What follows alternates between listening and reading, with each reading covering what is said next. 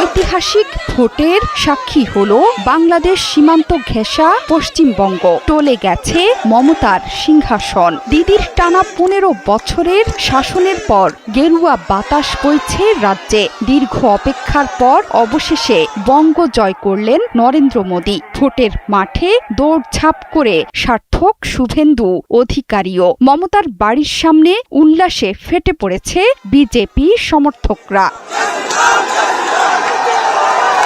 জল্পনা কল্পনা শুরু হয়েছিল তখন থেকেই, যখন তালিকা থেকে প্রায় কোটি ভোটারকে বাদ দিয়ে ষড়যন্ত্রের বীজ বুনেছিলেন প্রধানমন্ত্রী নরেন্দ্র মোদী। বাদ পড়াদের বেশিরভাগই মুসলিম। তথ্যগত ভুলে আরও 25 লাখ ভোটারকে ভোট দিতে না দেয়া মাঠে কেন্দ্র বাহিনীর অতি তৎপরতা বদলে দিয়েছে পশ্চিমবঙ্গের ভোটের ফলের মানচিত্র। এর বাইরেও নাগরিকত্ব হারানোর ভয়ে বিজেপির ঝুলিতে পড়েছে রেকর্ড সংখ্যক ভোট। টানা 15 বছর ক্ষমতায় থাকার পর এবার বড় পরাজয় চাক্ষুষ করছে মমতা বন্দ্যোপাধ্যায়ের তৃণমূল কংগ্রেস। আপনারা কেউ ভয় পাবেন না, নিশ্চিন্তে থাকুন, আমরা বাঘের বাচ্চার মতো লড়াই করে যাব। নরেন্দ্র মোদীর বিভিন্ন বিতর্কিত পদক্ষেপে এবার যেন আগে থেকেই অশনি সংকেত শুনতে পাচ্ছিলেন মমতা বন্দ্যোপাধ্যায়। রাতভর ভোট গণনা কেন্দ্র পাহারা দিয়েও দিদির শেষ রক্ষা হলো না। ভারতীয় গণমাধ্যমগুলো বলছে, ভোটের মাঠে 2.5 থেকে 3.25 লাখ কেন্দ্রীয় বাহিনী মোতায়েন করেছে বিজেপি সরকার। বদলি হয়েছেন 650 পুলিশ কর্তা ও আমলা। পাশাপাশি গণনা কেন্দ্রের ভার প্রধানত কেন্দ্রীয় সরকারি ও রাষ্ট্রায়ত্ত সংস্থার কর্মীদের হাতে তুলে দেয়া। সবকিছু মিলিয়ে একরকম ষড়যন্ত্র করেই যেন পশ্চিমবঙ্গ থেকে দিদির দখল কেড়ে নিল গেরুয়া শিবির।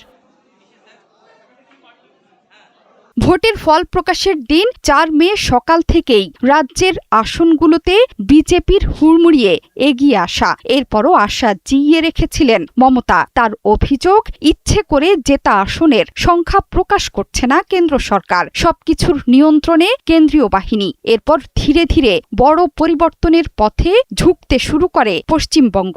পশ্চিমবঙ্গ বিধানসভার 298 আসনের মধ্যে প্রায় 200 আসনে জিতে ভূমিধস বিজয় ছিনিয়ে এনেছেন নরেন্দ্র মোদী। बीजेपी सरकार देशवासियों के हित में लगातार काम कर रही। দক্ষিণবঙ্গের চাইতে এতদিন ধরে উত্তরবঙ্গই ছিল বিজেপির শক্ত ঘাঁটি। 2021 সালের ভোট কিংবা 2024 সালের লোকসভা ভোটে সেই শক্তি প্রকাশ ঘটেছিল। তবে এবারই প্রথম 2 বঙ্গেই এগিয়ে বিজেপি। বিশেষ করে উত্তরবঙ্গের কোচবিহার, আলিপুরদুয়ার, জলপাইগুড়ি, দার্জিলিং, 2 মেদিনীপুর, বীরভূম, পুরুলিয়া এবং বাঁকুড়ায় বেশ ভালো ফল করেছে বিজেপি। শুধু তাই নয়, 15 বছর ধরে সরকারে থাকার ফলে সাধারণ মানুষের মধ্যেও স্বাভাবিক ক্ষোভের উদ্গীরণ ঘটেছে। এবার সেটিকেও প্রচারে কাজে লাগিয়েছেন নরেন্দ্র মোদী। বিজেপির জয়রথ চলতে শুরুর পর দুপুর থেকে রাজ্য জুড়ে গেরুয়া আবির উৎসব। জোহরা চৌধুরী সেতু, 71।